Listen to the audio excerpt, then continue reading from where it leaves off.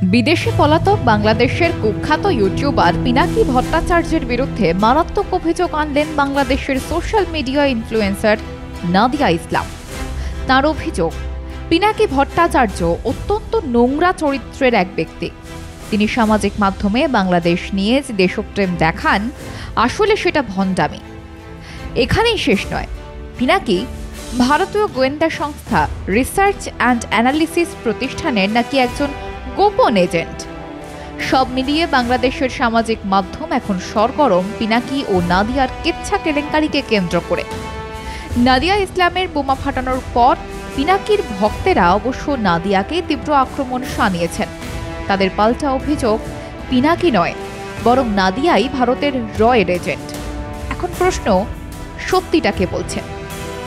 ভারতের রয়ের এজেন্ট আসলে কে? নাকি এই দ্বন্দ্বমূলক কাহিনীর আড়ালে থেকে অন্য কেউ তা পরিচালনা করছে?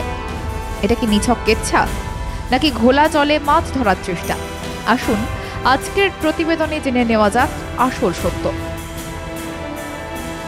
রয়ের নেশা ও চক্রান্ত।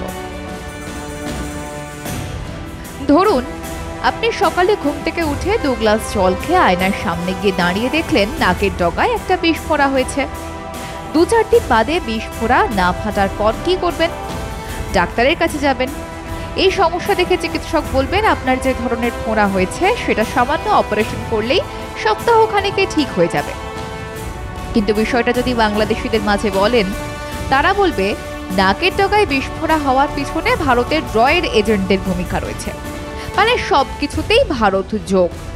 বিষয়টা অবিশ্বাস্য লাগলেও এর সমর্থনে যুক্তিও রয়েছে বাংলাদেশিদের ঘটে। তা যুক্তিটা কেমন? বাংলায় প্রবাদ রয়েছে, নিজের নাক কেটে যাত্রা ভঙ্গ। অর্থাৎ নাকের সঙ্গে অহংকার, আত্মমর্যাদা, ইজ্জত জড়িত। তাই আপনাকে একাধিক বাংলাদেশি বিশেষজ্ঞ বলবে, বিস্ফোরা তৈরির পিছনে রয়ের যে পরিকল্পনা রয়েছে সেটা হলো আপনি রাতে যখন ঘুমোচ্ছিলেন তখন আপনার জানলার সামনে এসে আপনার নাক লক্ষ্য করে একটি বিশেষ প্রজাতির ভারতীয় মশা ছাড়া হয়েছে, যেটা আপনার নাকে কামড়েছে, আর তার থেকেই এই বিস্ফোরার জন্ম নিয়েছে। প্রশ্ন উঠবে, আপনাকেই কেন রয়ের এজেন্টরা এমন করতে যাবে? তাদের কি লাভ? উত্তর হলো, আপনি দেশপ্রেমিক এবং মেধাবী। কারণ আপনি ভারতকে কোনো জুৎসই যুক্তি ছাড়াই শত্রু মনে করেন। তাই আপনাকে ডেস্টেবিলাইজ করতে চায় তারা। মনে রাখতে হবে, আপনাদের নাক আপনার অহংকার। মানে আপনার নাকেই রয়েছে আপনার দেশের সার্বভৌমত্ব। নাক যদি ঠিক না থাকে তাহলে আপনার মন চঞ্চল থাকবে। আপনার মন চঞ্চল থাকা মানে আপনি কাজে মন দিতে পারবেন না। আপনি কাজে মন দিতে না পারলে ভালো উৎপাদন হবে না। আর উৎপাদন না হলে বিদেশে পণ্য বিক্রি হবে না। বিদেশে পণ্য বিক্রি না হলে ডলার আয় হবে না। আর ডলার আয় না হলে দেশ স্থিতিশীল থাকবে না। তাহলে বুঝলেন ভারতীয় গোয়েন্দা সংস্থার র এজেন্টরা কিভাবে কাজ করে? বাংলাদেশের নাকে অ্যাটাক করে বাংলাদেশকে অস্থিতিশীল করতে চাইছে। হ্যাঁ, জুলাইয়ের তথাকথিত গণ অভ্যুত্থানের আগে বাংলাদেশের একটা শ্রেণীর মানুষ এমন ধারণা পোষণ করত। বর্তমানে নতুন শিশু স্বাধীনতা যোদ্ধা, শিশু উপদেষ্টা, শিশু নেতাদের সৌজন্যে এই রোগ কার্যত মহামারী আকার নিয়েছে। আর সেই রোগে হাওয়া দিচ্ছেন ইলিয়াস হোসেন, পিনাকি ভট্টাচার্য, জুলকারনাইন শায়েরের মতো বাটপার মনীষীরা। পিনাকির কেচ্ছা। পিনাকির ওষুধ কেলেঙ্কারি সবার জানা। পিনাকি কোন অবস্থায় কেন বাংলাদেশ ছেড়ে পালাতে বাধ্য হয়েছে সেটাও সে দেশের মানুষের কাছে অজানা নয়। বিদেশে শরণার্থী হয়ে এক বিলাসবহুল জীবন উপভোগ করছে স্ত্রী কন্যা নিয়ে। একটা অসাধারণ লাইফ লিড করছে পিনাকি। আর তার সঙ্গে সামাজিক মাধ্যমে বাংলাদেশকে নরকে পাঠানোর সুবন্দোবস্ত করছে সে। যে ব্যক্তি কোনোদিনই বিলাসব্যসন জীবন ছেড়ে বাংলাদেশে আসবে না, তাকেই একটা বড় অংশের উন্মাদ যুব সম্প্রদায়ের অনুপ্রেরণা বলে মনে করে, মেধাবী ও দেশপ্রেমিক বলে মনে করে। এমনকি নাদিয়া ইসলাম সম্প্রতি তার নোংরা চরিত্র জনসমক্ষে আনার পরেও পিনাকি তাদের কাছে হিরো। কেন? কারণ বোঝাই যাচ্ছে পিনাকির যারা ফলোয়ার তারা কতটা মানসিকভাবে বিকারগ্রস্ত, সমাজের পক্ষে কতটা ভয়ঙ্কর। মুখোশের আড়ালে পিনাকি আসলে একটা আস্ত শয়তান, যে প্রতি মুহূর্তে রং বদলায়, প্রতিনিয়ত প্রতারণা করে, এমন একটা নষ্ট চরিত্রের শয়তানকে যারা অন্ধের মতো অনুপ্রেরণা মনে করে, তারাও যে সমাজের জন্য কতটা ভয়ঙ্কর তা আন্দাজ করাই যায়।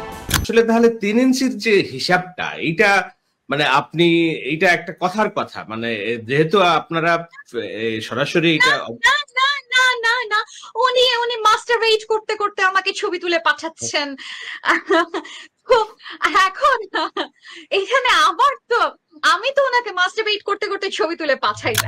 সংবাদ মাধ্যম জানাচ্ছে বেশ কয়েক বছর আগে বসনিয়া ভ্রমণের সময় পিনাকির সঙ্গে নাদিয়ার পরিচয় হয়। সেই সূত্রে দুজনের ঘনিষ্ঠতাও বাড়ে। ভার্চুয়াল মাধ্যমে যোগাযোগ ছিলই, কিন্তু কোনো এক কারণে নাকি দুজনের সম্পর্কের অবনতি হয় এবং অনলাইনে ব্যক্তিগত আলাপচারিতার সময় পিনাকির কিছু গোপন ছবি ধারণ করেন নাদিয়া। একই সঙ্গে 3x মার্কার নিজের কিছু ছবি স্বয়ং পিনাকি পাঠায় নাদিয়াকে। তিনি এতদিন গোপনই রেখেছিলেন, কিন্তু আচমকা কি এমন হলো? চলতি বছরের মে মাসে নাদিয়া ভিডিও ভাইরাল করে পিনাকিকে মাঠে উলঙ্গ করে দিলেন। নাদিয়ার ভিডিও বোমার পর পিনাকির প্রতিক্রিয়া দিয়েছে। সেটা অত্যন্ত কুরুচিকর, মুখে বলা কষ্টকর।